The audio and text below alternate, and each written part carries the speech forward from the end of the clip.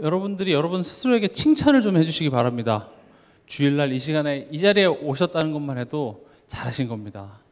잘하셨습니다. 이렇게 내 손으로 내 어깨를 좀 토닥거려 주세요. 주중에 열심히 일하고도 맨날 구박만 받는 게 우리인데 잘했다. 하나님 아마 잘했다고 하실 겁니다. 여러분 이미 승리한 겁니다. 이 자리에 왔다라는 것 자체가, 내가 그래도 뭐 좋으나 싫으나 어쨌든 말씀 앞에 왔다는 것 자체가 잘한 일입니다. 잘하셨습니다. 여러분 이번 한 주간 동안 그 지난주 구역공과 한번 실천해 보셨습니까? 다음 주에 이제 교구 모임이 있죠. 여러분들이 여기에 증인으로 쓰셔야 됩니다. 증인으로 쓴다는 말은 내가 실천을 해보는 거죠. 실천했는데 잘된 증인이 될 수도 있고, 했는데 쉽지 않더라 라는 증인이 될 수 있지만, 포인트는 해보는 것입니다. 우리가 2025년에는 수동적으로 끌려가는 그런 성도가 되는 것이 아니라 능동적으로 우리가 도전하고 실천하는 그런 신앙인이 됐으면 좋겠습니다. 가만히 앉아있더니 여리고성이 무너지고, 가만히 앉아있었더니 가나안 땅이 정복되는 것이 아니라 그 땅으로 가라, 그것을 취하라, 이렇게 하나님께서 나아가라고 말씀하셨습니다.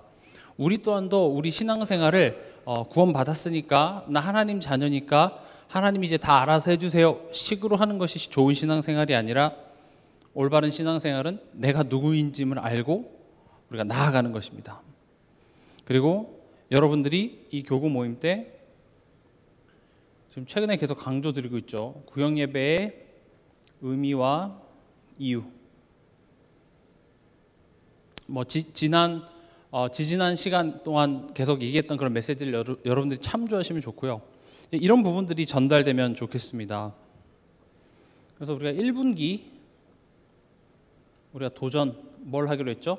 내 삶의 악순환을 깨는 개인 예배 도전입니다.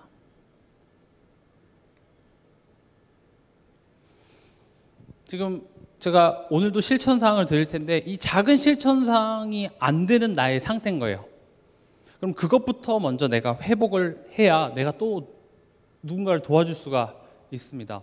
그래서 여러분들이 내 삶의 악순환을 깨는 개인의 예배에 도전하는 그런 실천을 꼭 해보시기 바랍니다. 또 이번 주가 이제 되게 긴 구정의 연휴입니다. 구정이나 추석이나 이거는 우리의 과거의 상처와 만나는 시간입니다. 또 우리의 뿌리 만나는 시간이죠. 그래서 싸움도 참 많이 일어납니다. 잊고 살다가 또 다시 만나면 그 옛날의 기억, 상처들이 떠올라서 이게 그냥 요즘에는 그래서 이렇게 가족들 보러 고향 내려가는 것보다 그냥 해외나 다른 데로 여행 가는 게 차라리 속 편하죠. 그래서 요즘에 인천공항이 난리라고 해요. 근데 구정은 진짜로 우리 과거의 상처나 뿌리와 만나는 시간이기 때문에 여러분들이 오늘 강단에서 이번 한 주간의 해답과 힘을 얻고 가셔야 됩니다. 복잡하게 여러분들이 많은 내용을 생각하려면 절대 안 돼요. 그래서 한 단어, 한 문장을 여러분들이 오늘 예배 시간 통화에서 딱 붙잡으시기 바랍니다. 말씀 들으시면서 다 기억하지 못하셔도 괜찮아요. 한 단어도 좋습니다. 한 문장도 좋습니다. 그래서 내 마음이 울컥울컥할 때마다, 열불이 날 때마다 그거 외쳐보는 거예요. 하나님이 살아계시고 하나님이 말씀으로 내 삶을 인도하신다는 것을 믿는다라는 것은 그냥 막연하게 아는 것이 아니라 정말로 그 강단 말씀을 내가 삶 속에서 붙잡아 보는 거예요. 하나님 어떻게 인도하실지. 그리고 여러분들이 거울 치료라는 말 아십니까? 보면서 내가 저렇게 했구나 하면서 우리 가족을 보면서 사실 그게 내 모습이기도 해요. 내 속썩이는 자녀의 모습을 보면서 거울 치료돼야 돼요. 하나님이 나에게 대해서 딱 이런 마음이겠구나. 고집 부리고 자존심 세는 그 내 자녀를 보면서 내가 하나님께 저러구나. 거울 치료되는 겁니다. 그리고 때로는 반면교사 삼으십시오. 다시 말씀드립니다. 구정에 우리 과거의 상처와 뿌리를 대면하기 때문에 참 불평할 것도 많고 원망할 것도 많고 그냥 도망가고 싶은 마음만 가득한데 어쩔 수 없이 만나야 되잖아요. 그럼 우리는 그것을 그냥 힘든 시간으로만 끝나는 것이 아니라 내가 성장할 수 있는 응답의 시간표로 바꾸자는 거죠. 어차피 만날 거잖아요. 어차피 만날 거를 기분 나쁘게 만나는 것보다 그래, 내가 저런 모습을 보면서 내 자신의 연약한 부분들, 내 자신이 사단에게 틈을 내줬던 부분들을 발견하고 도전하면 그 시간이 나에게 있어서는 계속 영적으로 성장을 이끌어내기 때문에 도움이 된다는 것이죠. 그리고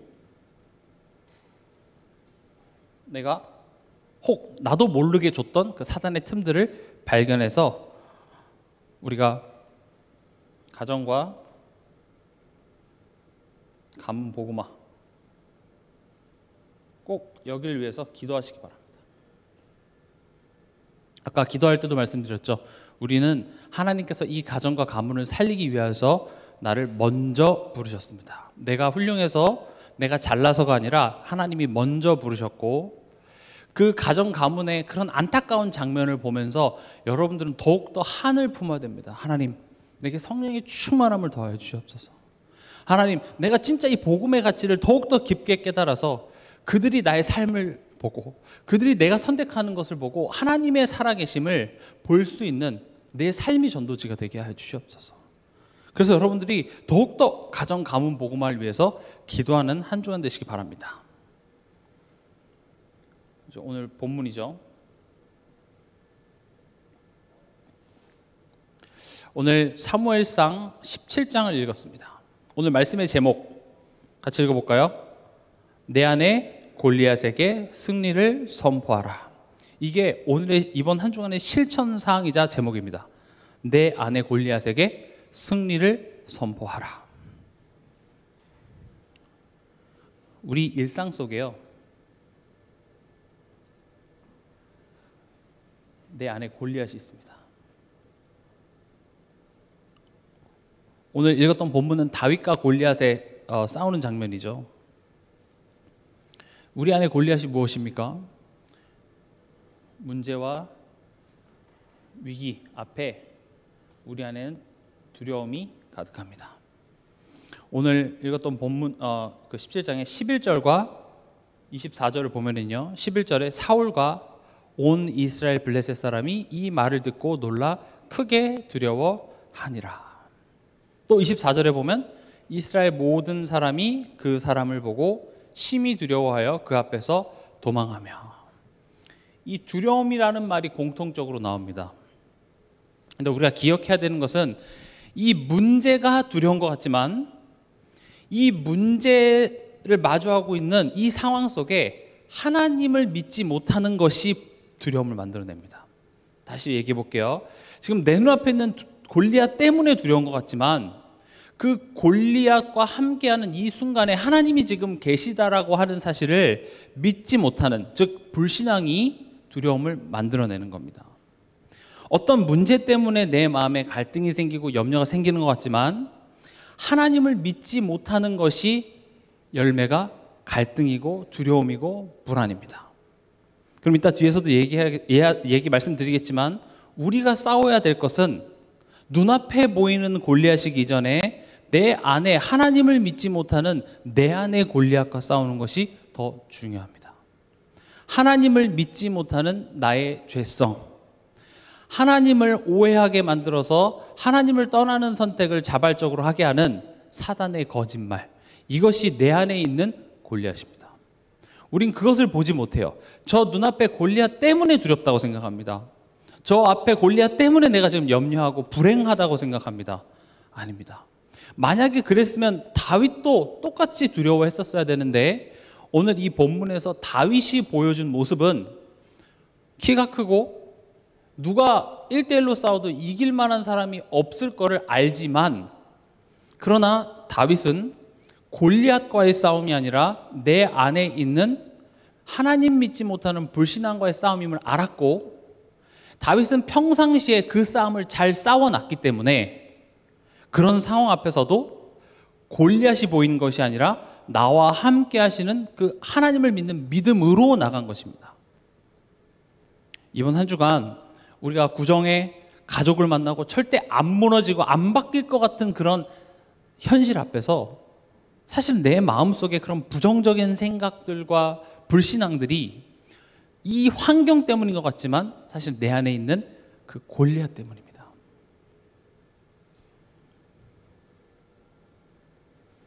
오늘 본문에 보면 사울의 고백과 다윗의 고백이 비교가 됩니다. 32절, 33절 보면은요. 32절은 이제 사울의 고백입니다.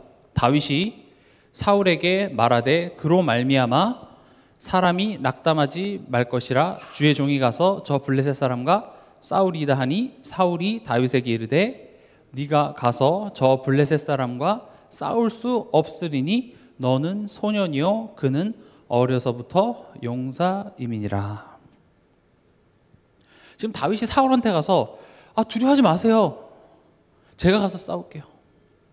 사울이 뭐라고 합니까? 싸워보지도 않고 지금 뭐라고 해요? 넌 싸울 수가 없어. 너는 소년이고 저 골리앗 사람은 어렸을 때부터 용사로 유명했어. 밥만 먹고 사람 죽이는 것만 연구하고 그것만 했던 사람을 양치던 네가 무슨 수로 이기냐? 틀린 말이었습니까? 굉장히 현실적이고 맞는 말이었습니다. 이건 사울의 고백이었어요. 근데 다윗은 뭐라고 고백하냐? 37절입니다. 37절 다윗의 고백입니다. 같이 읽어보겠습니다. 또 다윗이 이르되 여호와께서 나를 사자의 발톱과 곰의 발톱에서 건져내셨은즉 나를 이 블레셋 사람의 손에서도 건져내시리이다. 사울이 다윗에게 이르되 가라 여호와께서 너와 함께 계시기를 원하노라. 다윗이 뭐라고 고백합니까? 내가 아니라 여호와.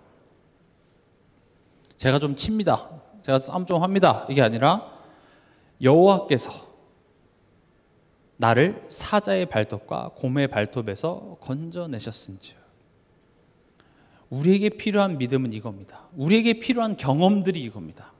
이런 경험들이 쌓여서 진짜로 위기 가운데, 환난 가운데 내가 믿음의 고백을 할 수 있게 되는 것이죠. 그래서 다윗은요, 그냥 쟤는 태어날 때부터 저렇게 믿음이 좋았구나가 아니라 하루아침에 만들어진 게 절대 아닙니다.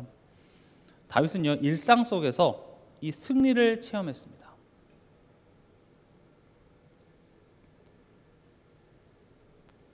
다윗이 34절에도 보면 주의 종이 아버지의 양을 지킬 때에 사자나 곰이 와서 양떼에서 새끼를 물어가면 내가 따라가서 그것을 치고 그 입에서 새끼를 건져내었고 그것이 일어나 나를 해하고자 하면 내가 그 수염을 잡고 그것을 쳐 죽였나이다. 주의 종이 사자와 곰도 쳤은즉 살아계시는 하나님의 군대를 모욕한 이 할례받지 않은 블레셋 사람이리이까 그가 그 짐승의 하나와 같이 되리이다.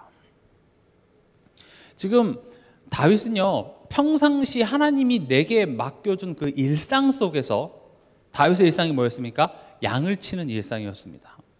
생각해보면 그냥 다윗이 양을 쳤구나라고 생각할 수 있지만 굉장히 비참한 겁니다. 왜냐? 어렸을 때 사무엘 선지자가 찾아와서 자기한테 기름을 붓고 갔어요. 기름을 부었다라는 것은 이 사람은 왕이 될 사람이다 라는 그 증표죠. 심지어 그 다윗에게 기름을 붓는 장면도 이새한테, 다윗의 아빠죠, 너네 가문에 왕 될 사람이 있어. 아들 다 데리고 나와 해서 아들 쫙 줄 세웠는데 아닌 거예요. 이게 다냐? 답니다. 진짜 다야? 다윗. 이게 다윗이 집에서 받았던 처음이다. 사람 대접을 못 받았어요. 저 새끼는 왕이 뭡니까? 양이나 쳐. 아들 축에도 치지도 못하는 그런 취급받았던 게 다윗입니다. 다윗이요? 야, 다윗 데리고 왔어요. 쟤다. 그러니까 이제 형들이 어떻게 생각했습니까? 굉장히 시기하는 거예요. 그럼 그렇게 시기를 받았으면 이제 기름 부음 받았잖아요. 그럼 이제 무슨 일이 벌어져야 돼요?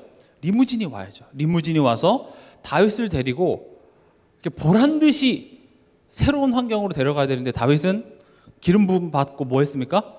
기름 닦고 다시 양 치러 갔어요. 이게 얼마나 힘든 줄 아십니까? 희망이라도 주지 말죠. 그렇잖아요. 여러분들도 주일날 말씀 듣고 그래 하나님이 하실 거야 하고 어디로 돌아갑니까? 다시 양치로 돌아가야 되잖아요. 아무것도 안 바뀌는 것 같은 나의 일상으로 돌아가야 돼요. 예수님의 제자들도요, 막 예수님 따라다니고, 예수님이 죽으신 줄 알았으나 부활하셔서 우리에게 나타났단 말이죠. 야, 이제 끝났다. 로마 황제는 뒤졌다. 그래갖고 이제 하나님 할 겁니까? 간대. 예수님이 나 갈 거야. 그러니까 이제 아니 그럼 이스라엘 나라를 언제 회복하실 겁니까? 성령 보내줄게. 그거 니네 알 바 아니야. 성령 보내주신다고요? 하고 어디로 돌아갑니까? 일상으로 돌아가요. 어떤 일상입니까? 아무것도 안 바뀌었어요. 오히려 괜히 예수님 따라다녔다가 이제 그 정부에 낙인만 찍히고요. 죽게 생겼어요. 그 일상으로 돌아갑니다. 그런데 사실 그 일상이 포인트인 겁니다. 다윗은 그 삶 속에서 다시 양치는 그 순간에서 하나님과 함께 승리를 자꾸 경험했어요. 사자와 곰의 싸움이 아니라 내 안의 불신앙과의 싸움, 그것을 경험하기 시작합니다. 이게 다윗의 고백이잖아요. 우리의 삶에 그것들이 필요합니다. 지금 곰이 찾아와서 나를 죽일까 봐 무서워하는 것은 당연한 본능이겠으나 하나님이 나와 함께 하신다는 사실을 믿지 못하는 나의 연약함이 곰 앞에서 드러나는 것이고요. 그래서 하나님은 우리의 삶 속에 크고 작은 문제들을 자꾸 허락하셔서 이 문제가 내가 막지 못해서 또는 너가 나에게 정성을 다해서 기도하지 않아서 내가 허락한 것이 아니라 지금 너 안에 있는 골리앗, 너 안에 있는 그 불신앙이 필요 없는 불신앙이야. 내가 십자가에서 그 문제를 해결했기 때문에 그런 내가 너와 함께 한다는 사실을 너가 기억할 때 저 앞에 있는 곰은 너를 절대 해칠 수 없어. 그게 우리 삶 속에 쌓여야 됩니다. 우리가 다윗이 잘한 것만 자꾸 강조해서 다윗이랑 나랑 되게 거리감 있게 느끼는데 다윗도 우리와 똑같은 사람입니다. 다만 다른 게 있다면 다윗은 삶 속에서 이런 하나님과 함께하는 승리의 경험들이 많았다는 것이죠. 그럼 여러분들도 내 삶 속에 이런 승리의 경험들이 많은지 한번 떠올려 보세요. 곰만한 두려움과 싸워서 이겨보신 적 있습니까? 사자만한 두려움 속에서 내가 싸워서 이겨본 적 있습니까? 아마 우리는 아주 조그만한 여우 같은 그런 걱정 앞에서도 두려워 떠는 게 우리의 현실의 모습이죠. 근데 하나님은 여러분들을 골리앗 앞에 세워야 되는 그런 뜻을 가지고 계시는데 우리가 작은 그 여우 앞에서 또 밤에 양치다가 부스럭 소리가 나면 거기 깜짝 놀라서 도망가 버리는 그런 우리를 아직은 사용하실 수 없죠. 그래서 우리를 계속 훈련시키시는 것입니다. 그래서 여러분들이 승리를 선포하시기 바랍니다. 일상 속에서. 오늘 다윗을 보면은요 46절 한번 같이 읽어보겠습니다. 46절, 47절. 오늘 읽었던 본문이죠. 여호와께서 너를 내 손에 넘기시리니 내가 너를 쳐서 네 목을 베고 블레셋 군대의 시체를 오늘 공중의 새와 땅의 들짐승에게 주어 온 땅으로 이스라엘의 하나님이 계신 줄 알게 하겠고 또 여호와의 구원하심이 칼과 창에 있지 아니함을 이 무리에게 알게 하리라. 전쟁은 여호와께 속한 것인즉 그가 너희를 우리 손에 넘기시리라. 다윗은요 싸우기 전에 승리를 선포했습니다. 이게 중요합니다. 저도 이번 한 주간에 이 내용을 계속 묵상하면서 제게 붙잡아졌던 내용이거든요. 무슨 남자가 싸우기 전에 이렇게 말이 길어, 혀가 길어, 빨리 그냥 싸우지 싶은데 이것은요 골리앗과의 싸움이 아니라 내 안에 있는 불신앙과의 싸움이에요. 내 안에 사단의 틈을 인지하고 그 부분과의 싸움이기 때문에 사실은 이미 이 승리를 선포하는 순간 이미 이긴 겁니다. 그래서 여러분들도 이번 한 주간에 도전해 보시기 바랍니다. 내 영혼에게요 승리를 선포해 주세요. 내가 이 상황을 보면서 우리는 가만히 보면 우리 영혼의 내 생각에 자꾸 안 된다, 부정적인 생각을 계속 이야기를 해주고 있습니다. 누군 그렇게 얘기할 거예요. 그렇게 얘기해도 안 바뀌던데요. 그럼 안 바뀐다 할지라도 안 바뀌는 그 상황 속에 내 영혼에 안 좋은 부정적인 이야기를 들려주는 게 이익이겠습니까? 아니면 희망과 승리를 들려주는 게 이익이겠습니까? 사실 후자가 훨씬 이익이에요. 제가 그 첫 번째 시간에도 말씀드렸죠. 우리 몸에 보이지 않는 부분, 영혼에, 우리의 생각에, 마음에 좋은 양식은 승리의 소식입니다. 기쁜 소식입니다.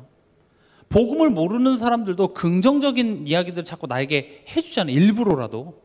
근데 우리는 막연한 긍정적인 것이 아니라 실제로 십자가에서 승리하신 그 하나님이 지금 나와 함께 계신다는 겁니다. 하나님이 나와 함께 계신다라는 말은 그냥 요쯤에 공중에서 떠다니면서 가끔씩 도와주는 개념이 아닙니다. 여러분들의 인생을 책임지고 계십니다. 여러분들 삶 속에 일어나는 모든 일들을 하나님이 주관하시고 지금 여러분들을 친히 인도하고 계신다는 것이 함께라는 겁니다.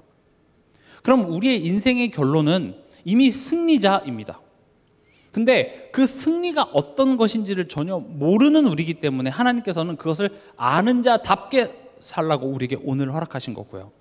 그래서 중요한 것은 내가 싸우기 전에 먼저 승리를 선포하시는 것이 중요합니다. 특히 사람과의 관계 속에서도 지금 예를 들어서 어떤 사람과 말싸움을 해요. 부부간에 말다툼을 하는데 그 말다툼의 결론을 미리 지어놓고 싸우잖아요. 싸움이 안 될 겁니다. 싸움이 됐어요. 말다툼 하는데 우리 사이 다시 좋아질 거야. 우리 이거 가지고 이렇게 의상하지 않을 거야. 우리는 이 문제를 잘 해결해 나갈 거야. 그리고 부부싸움을 한번 시작해 보십시오. 싸움이 안 될 겁니다. 이게요, 가만히 보면 우리 삶 속에 어떤 그 감정, 불안이라는, 두려움이라는 감정이 우리 마음을 딱 지배하면은요, 지금 이거 그냥 이성적으로 생각해서 서로 조금씩 양보할 수 있는 내용이거든요. 근데 그 오래된 나의 감정, 여러 가지 복합적인 그런 것들이 에너지를 빼앗아 가서 실제로 지금 이 문제에 대해서 사실적으로 보지도 못해요. 그래서 여러분들이 뭔가 다툼이 생기고 짜증이 나고 갈등이 생길 때마다 그 결론을 미리 내게 선포해 주세요. 어떤 문제도 내가 내 머릿속에, 내 마음속에 하나님은 분명히 이 문제를 나에게 최고의 축복으로 바꾸실 거야 라고 내가 의식을 가지고 고백하세요. 그때 흑암이 꺾이고 그때 하나님의 숨겨진 뜻이 보이기 시작합니다.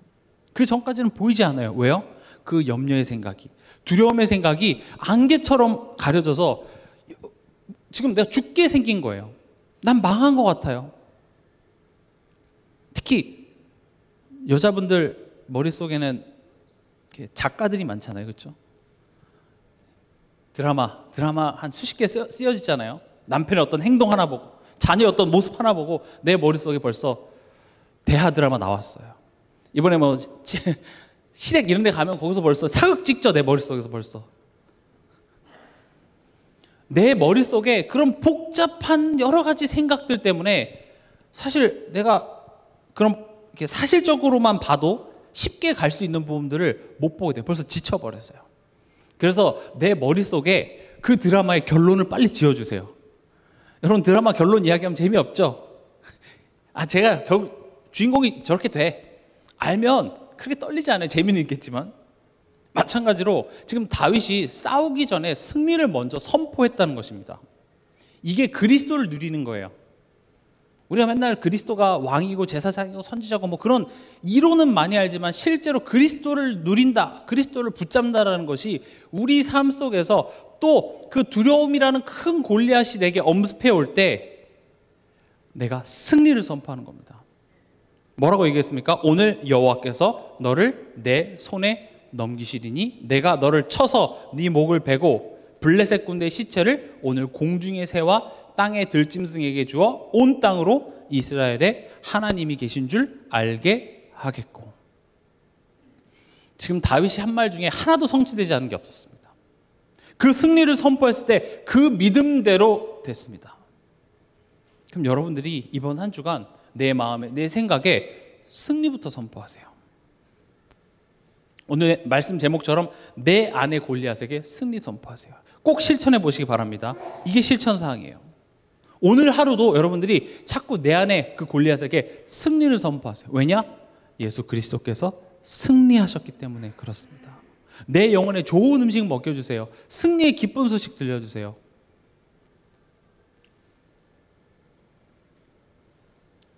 앞서 말씀드렸던 것처럼 다윗의 싸움은 골리앗과의 싸움이 아니라 뭐와의 싸움입니까? 불신앙과의 싸움이었습니다. 다시 말하면 하나님 믿지 못하는 나의 죄성과의 싸움이고, 우리로 하여금 하나님을 오해하게 해서 하나님을 떠나게 만드는 사단의 거짓말과의 싸움입니다. 우리가 사단과 싸워서 이길 수 없습니다. 우리에게 요구하시는 것은 뭡니까? 그 사단에게 틈을 내줄 필요 없다라는 사실을 기억하는 것입니다. 왜냐? 예수님이 죽음을 통하여 죽음의 권세 잡은 자 사단을 멸하셨기 때문에. 그래서 우리는 그 십자가를 바라보며, 그렇지, 이건 거짓말이야. 하나님은 이 상황을 나에게 가장 좋은 것으로 바꾸실 수 있는 하나님이죠. 그 하나님이 나를 구원하시고 나를 자녀 삼으사 내 인생을 지금 친히 인도하고 계셔.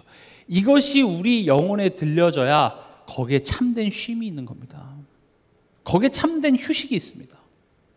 우리는 쉬고 싶어서 여러 가지 하지만 그것이 우리 영혼에 참된 쉼이 되지 못합니다. 이런 승리를 선포할 때, 예수님의 그 십자가의 승리가 내 영혼에, 내 생각에 계속 들려질 때, 이것이야말로 우리의 영혼을, 우리의 마음과 생각을 평안하게 하고 쉬게 하는 그런 영혼의 좋은 음식이 되는 것이죠. 오늘 구역 공과입니다.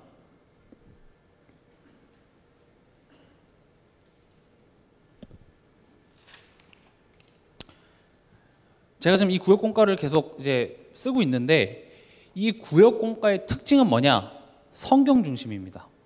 우리가 지금도 하시는 분도 계시지만, 기도 수첩은 어떤 한 목사님의 메시지 중심이라면 우리는 성경 중심으로 합니다.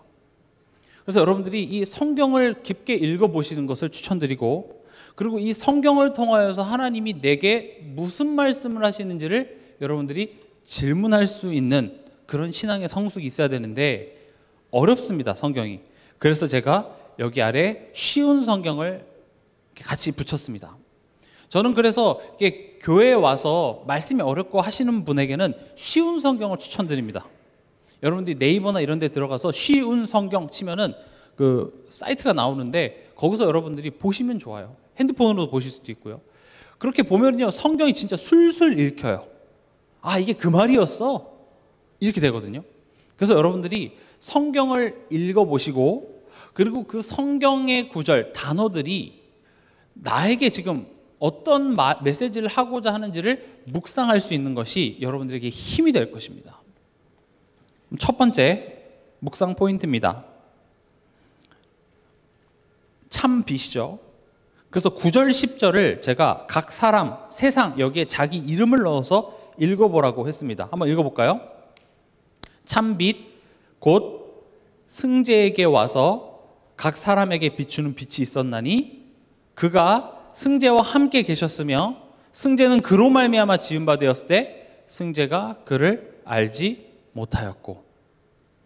이렇게 한번 읽어보면서 우리가 이것을 묵상해 보자는 것이죠. 그 다음 거 같이 읽어볼게요. 우리는 우리에게 비추시는 참 빛을 외면할 때가 맞습니다. 우리에게 비추시는 참 빛은 무엇을 의미할까요? 성령 하나님께서 우리와 함께 하시며 말씀으로 때론 우리의 양심을 통하여 깨닫게 하시는 메시지를 의미합니다. 지금 이 본문에 참 빛, 그 세상에 와서 빛을 비췄네, 그냥 이렇게 막연하게 가는 것이 아니라 나에게 빛을 비추신대요. 그럼 나에게 비추시는 빛이 뭐지? 지금 성령으로 나와 함께 계셔서 말씀을 깨닫게 하시고, 때로는 우리의 양심을 통하여서 우리에게 말씀하시는데, 10절을 보니까 그를 알지 못하였고. 그럼 우리가 나도 이런 부분들을 많이 외면하고 있지 않은가 점검해 봐야 되겠죠. 그래서 나는 성령 하나님의 음성을 바쁘다는 핑계 혹은 나의 경험과 기준과 다르다는 이유로 묵인하지 않았나요? 이런 질문을 스스로 점검해 보는 것이죠. 그리고 성령 하나님의 음성을 듣기 위해 내가 할 수 있는 것은 무엇일까요? 우리가 할 수 있는 게 뭐가 있을까요? 사실 이 참빛이 내게 이렇게 비춰지는 그 시간이 바로 예배 시간입니다. 제가 계속 강조드리는 부분이 예배에 대한 여러분들의 선입견, 편견들을 지금 자꾸 바꿔주려고 노력하고 있습니다. 예배라는 것은 어떤 의식 그것이 아닙니다. 내가 하나님한테 가서 하나님 최고입니다, 하나님 영광 받으십시오, 하나님 찬양 드리면 하나님이 기뻐서 오케이 축복해 줄게, 그런 차원이 예배의 전부가 아닙니다. 그것은 굉장히 표면적인 것이고요. 예배는 엄밀히 따지면 나에게 유익합니다. 하나님은 우리한테 예배를 받지 않으시면 안 되는 하나님이 아닙니다. 우리의 찬양, 우리가 하나님 감사합니다라는 그런 하나님을 높여드리는 이야기를 드려 하나님의 자존감이 올라가는 그런 하나님 아니에요. 그 예배는요, 사실은 우리에게 유익합니다. 마치 자녀가 부모를 위해 공부해 주는 것처럼 하지만 사실 그 공부는 너를 위한 것인 것처럼 예배라는 것은요, 사실 우리에게 유익합니다. 그럼 예배 시간이라는 것은 와서 어떤 그 순서에 맞춰서 그 시간을 그냥 예배를 드리고 가는 게 예배가 아니라, 진짜 예배는 첫 번째로 와서 내 자신이 어떤 위치에 있었는지 내 자신이 먼저 점검돼야 돼요. 좀 이렇게 말하면 그렇지만 내 꼬라지가 봐줘야 돼. 근데 내가 지금 속고 있었구나. 남편 원망, 아내 원망, 뭐 환경 원망 했었는데, 내가 지금 내 안에 그 불신앙, 내가 못 믿는 것이었구나. 이게 제가 여러분들한테 찾아가서 권사님, 장로님, 집사님 잘못하고 있어요 얘기하면 기분 나쁘다고요. 말씀을 통해서 그게 깨달아져야 돼요. 스스로 말씀을 통해서 저게 내 모습이구나. 금요치유전도학교 때도 말씀드렸죠. 헤롯을 보면서 저 헤롯 나쁜 새끼, 어떻게 자기 동생의 아내를 취할 수 있어. 그게 하나님 떠난 인간의 말도 안 되는 모습이고, 그게 나의 모습이기도 해요. 저게 사실 내 모습이구나. 그렇게 깨달아지는 게 예배 시간에 받을 첫 번째 응답입니다. 성경의 악역이 내 모습인 거예요. 그리고 그 예배 시간을 통해서 내 마음이, 생각이 변화를 받는 겁니다. 그럴 필요 없구나. 그리고 어떻게 됩니까? 이 성전문을 나가는 순간 결단을 하는 겁니다. 그렇지, 나는 더 이상 사단에게 틈을 주지 않으리. 막연하게 소리로만 외치는 것이 아니라 구체적인 도전들이 나오는 것, 그게 예배입니다. 그래서 예배를 제대로 드리면요, 사람이 변합니다. 우리가 그런 말 하잖아요. 사람은 안 변해요. 맞습니다. 사람은 변하기 힘들어요. 왜 그러냐? 변하기 위해서는요, 끊임없이 자기 자신을 객관화해서 그런 나의 연약한 안 좋은 부분들을 계속 갱신해 나가야 사람이 변하는데, 내 자신을 객관화해서 본다는 것은 참 힘듭니다. 다 나 중심대로 보죠. 나는 잘못이 없어요. 다 네가 고쳐야 될 문제고, 네가 잘못한 문제고, 내가 억울한 문제지, 내가 뭔가 잘못했고 내가 고쳐야 될 부분 뭐 있긴 있겠지만 그런 것들이 그렇게 크게 보이지가 않아요. 또 알아도 그게 고쳐지지가 않습니다. 근데 예배라는 것은 그것을 바꿔내는 시간이에요. 하나님의 능력으로, 십자가의 그 사랑으로 내 자신을 자꾸 변화시켜 나가는 겁니다. 그래서 진짜 예배를 제대로 드리면 내가 변화되게 되어 있습니다. 그래서 가정복음화를 위해서 내가 예배 제대로 잘 드리잖아요. 그럼 우리 가정복음화 됩니다. 내 자녀, 내 남편, 내 아내, 결국 내가 교회 간다라는 그 사실 하나 때문에 나를 핍박하기보다는 내 삶의 여러 가지 어떤 선택과 그런 모습들을 보면서 하나님 믿는다라는 것이 저런 거라면 굳이 이렇게 되는 거겠죠. 그래서 결국 내가 변해야 될 문제인 것입니다. 하나님이 그래서 성령으로 우리와 함께 계시면서 계속 내 마음에, 내 생각에 빛을 비춰주는데, 그래서 오늘 질문이 성령 하나님의 음성을 듣기 위해요, 내가 할 수 있는 것은 무엇일까요? 왜 소리가 안 들리냐? 내 소리가 너무 커서 그렇습니다. 그럼 그걸 듣기 위해서는 내 소리를 줄이면 됩니다. 그리고 뭘 올리면 됩니까? 성령의 음성을 키우면 되겠죠. 그래서 내 소리를 줄이는 것을 제가 실천상으로 어떻게 했습니까? 할 수 있는 것, 할 수 없는 것들에 대하여서 적어보라고 말씀드렸죠. 이게 내 소리를 줄이는 거예요. 그리고 오늘 실천상 승리를 선포하라는 것도, 내가 지금 그 골리앗 보면서 내 마음속에 수많은 내 소리들을 자꾸 내니까 승리를 딱 선포하는 그 순간 내 소리가 줄어들어요. 이런 말 저런 말이 사라져요. 그리고 성령의 음성을 키운다는 것은 뭐죠? 우리가 여러분들이 메시지 듣고 말씀 묵상하고 또 찬양, 찬송하고, 지금 오늘 읽었던 그 9절 10절이 참빛 곧 세상에 와서 각 사람에게 비추는 빛이 있었나니 그가 세상에 계셨으며 세상은 그로 말미암아 지은 바 되었을 때 세상이 그를 알지 못하였고예요. 그래서 그 다음 절에 나오는 게 영접해. 너네가 영접해. 그것을 모셔드려. 너에게 지금 빛을 비추는 것을 너네가 알아듣고 그것을 네 마음속에 비춰. 지금 그걸 요구하는 거거든요. 근데 우리는 그냥 이거 알기만 하지 실제로 내 소리가 너무 크구나, 성령의 소리를 올려야지, 그래서 내가 변화받아야지 라고 가지 못해요. 그냥 예수는 그리스도, 모든 문제 해결자, 그걸 계속 주문같이 외우고 있고 나는 변하지 않아요. 그리고 다시 내 삶으로 또 돌아가서 그런 이상한 열매가 나올 수밖에 없는 삶을 계속 영위하는데 하나님이 거기에 축복을 해주실 리가 있겠습니까?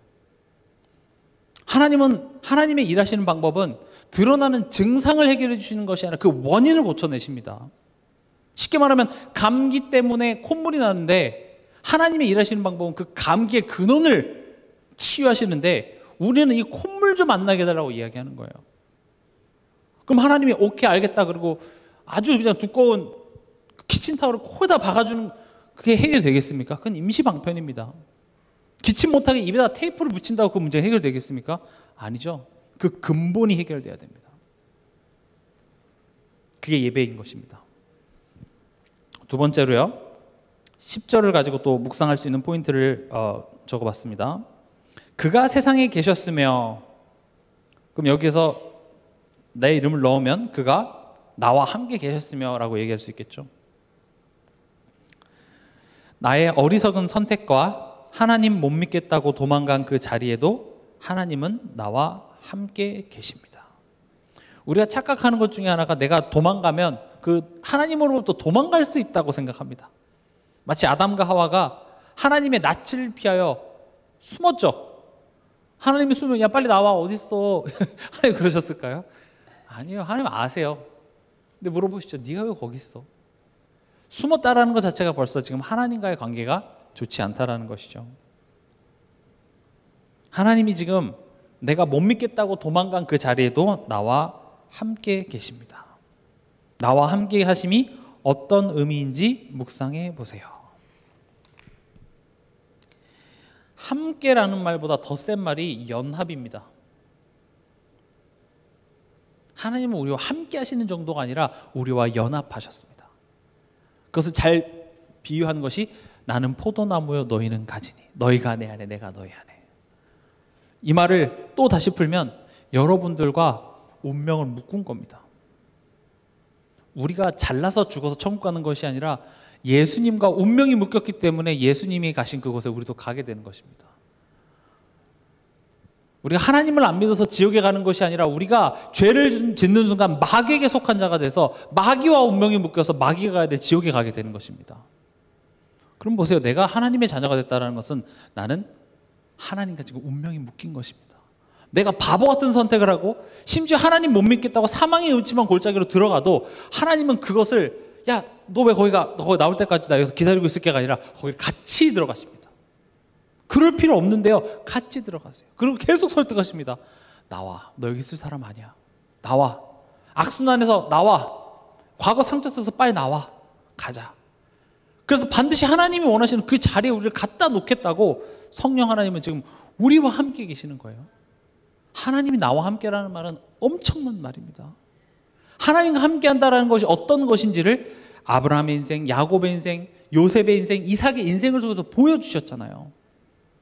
억지로 이렇게 귀를 잡고 끌고 가는 것이 아니라 설득해내십니다. 설명하십니다. 언제까지요? 주인의 음성을 알아듣고 그 주인의 음성에 그 강아지가 꼬리를 무조건 반사로 흔들어지듯이 우리도 그 하나님의 말씀에 내 마음이 기쁘고 감사가 회복되는 그 관계가 회복될 때까지 나는 끊임없이 너의 삶을 설득할 거야. 필요하다면 너의 삶 속에 문제도 허락할 거야. 그러나 그 문제는 문제되지 않아. 내가 그 문제 다 축복으로 바꾸는 거 봤지? 진짜 문제는 너가 나를 모르는 거야. 내가 너와 함께 한다는 게 어떤 의미인지 모르는 거야.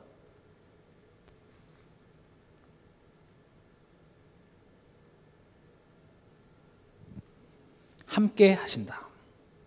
그리고 우리는 그로 말미암아 지은 바 되었다 이렇게 되어 있습니다.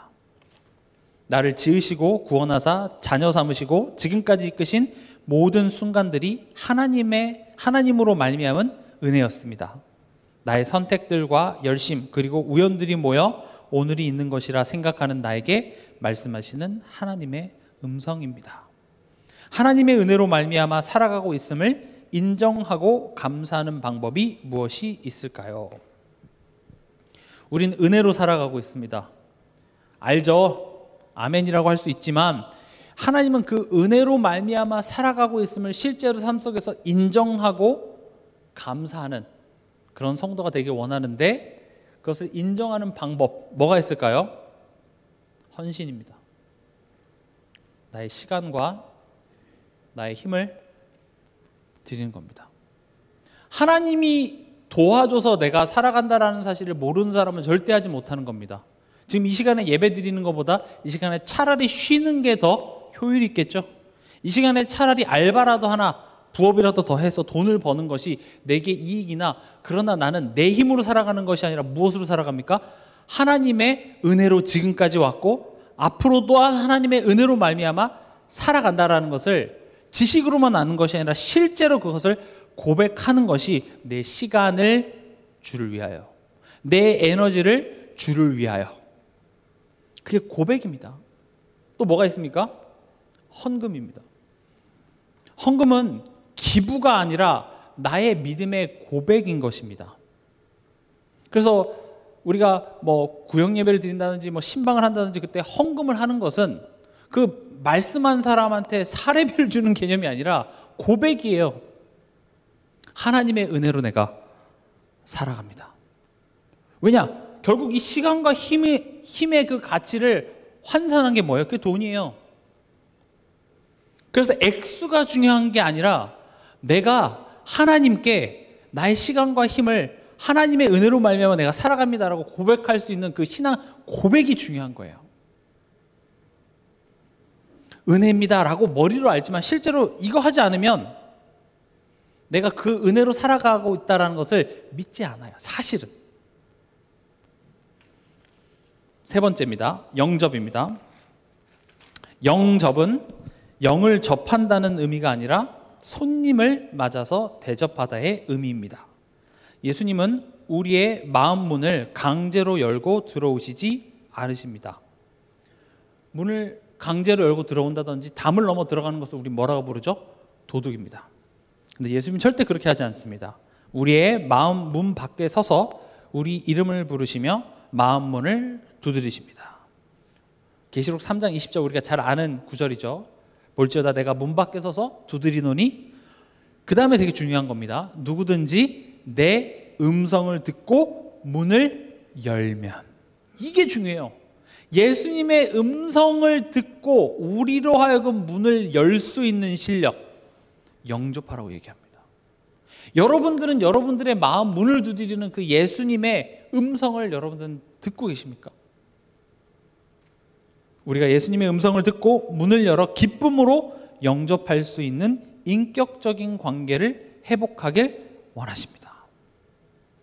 그래서 제가 구역 예배도 그렇고 이제 2025년은 여러분들한테 뭔가 강제로 구역 예배 하십시오 이렇게 하기보다 여러분들이 예수님의 음성을 듣고 내 마음 문을 열 수 있는 그런 성숙함이 필요해요. 언제까지 불량식품 먹지 마라 일찍 자라 그런 잔소리가 필요하다는 것은 어린애입니다. 이제는 내가 내 영혼에 좋은 거 들려줘야지 나를 살리는 거고 이게 내게 유익한 거라는 걸 알면 내가 자발적으로 개인 예배 도전하고 우리 같이 하자고 하고 그래서 교회 안에서 그런 신앙의 성숙함은 하라고 해서 하는 게 아니라 그게 내게 유익한 걸 알고 내가 도전을 해야 돼요. 또 도움이 필요하면 와서 도움을 요청할 수 있으셔야 돼요. 그래서 우리가 2월 이제 구정 끝나고 2월에 여러분들이 요청하세요. 이번에 우리 구역 예배 드리는데 한번 와서 같이 해주실 수 있나요? 물론 이제 올 춘계죠. 춘계 대신방은 조금 그건 다른 형식으로 지금 하려고 하는데 여러분들이 자꾸 도움을 요청하세요. 저는 여러분들이 도움 요청하지 않으면 편합니다. 저는 그때 운동도 하고 쉬면 돼요. 저를 쉬게 하지 마세요. 바빠고 여기 다크서클 지게 해주세요. 갈게요. 그래서 여러분들이 와서 도움을 요청하고 상담 요청하고 누구를 위해서요? 나를 위해서요. 어디서 그런 도움 받을 수 있겠어요? 또 우리가 뭐 정신과 갈 수도 없는 노릇이냐. 뭐 가는 게 나쁜 건 아니지만 자꾸 도움 요청하고 기도 요청하고 우리 가정을 위해서 기도해 주세요. 내 자녀를 위해서 기도해 주세요. 그렇게 해서 자꾸 내가 자라날 수 있어야지 그냥 부정적인 생각이 안 된다. 뭐 그냥 거기에 사로잡혀서 도망갈 생각만 하고 그건 절대 좋은 게 아닙니다. 희귀꼬머리 같은 거죠. 사춘기 청소년 같이 몰라 그냥 방에 처박혀서 그냥 그렇게 있으면 모든 게 다 해결될 것 같이 절대 그렇게 되지 않습니다. 그래서 영접의 의미, 영접이라는 것은 우리가 처음 하나님을 내 구주로 모시는 것이 영접의 전부가 아니라 들어오셨지만 우린 그 음성을 기뻐하고 내가 이렇게 인격적으로 다시 말하면 강제성이 아니라 내가 그것을 아는 그 관계 회복에 있어서 가장 중요한 게 바로 영접, 기쁨으로 맞아들임. 이 축복을 여러분 한 주간 누리시기 바랍니다. 그래서 이번에 보면 실천사항 일상 속 내 안에 골리앗의 승리의 선포. 아까 드린 말씀 있죠. 그래서 여러분들이 3일상 16장 46절 47절을 인용하셔서 고백하는 그 기도문을 써보셔도 좋습니다. 골리앗 대신에 거기에 지금 내 현재의 문제를 넣어보기도 하시고요. 그래서 이것을 인용하셔서 여러분들이 계속 선포해 보시기 바랍니다. 그리고 세 번째, 여러분들이 이제 이런 중보 기도를 이렇게 하시면서 또 묵상을 하시면서 여러분 마음속에 이렇게 떠오르는 사람이 있습니다. 좋은 의미로 떠오르는 사람이 있고 여전히 미워서 떠오르는 사람이 있을 수 있습니다. 그 사람을 적고 위에서 기도해 보시기 바랍니다. 그래서 꼭 실천해 보시기 바랍니다. 이번 한 주간 바쁠 수 있습니다. 그러나 이거 할 시간이 없을 정도로 바쁘진 않으실 겁니다. 그래서 우선순위를 내셔서 이것부터 하시고 승리하는 그런 한 주간 되시길 주님의 이름으로 축원합니다.